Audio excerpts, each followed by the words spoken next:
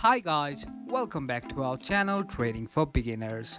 In today's video, I'm going to show you how to download MetaTrader 5 on your iPhone. So, without further ado, let's jump right into the video. Firstly, open your App Store. After that, search MetaTrader 5. Once you make search, you'll find MetaTrader 5 on top of your search list. Just click it and hit the download button right here. The installation might take a while, so please have patience.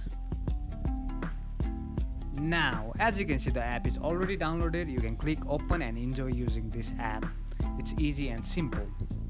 That's it for today, guys. If you find this video helpful, then don't forget to give thumbs up. Comments and feedbacks will be appreciated. Subscribe to our channel and don't forget to hit the bell icon so that I can come up with new videos like this. Until then, have a great time and thank you for watching.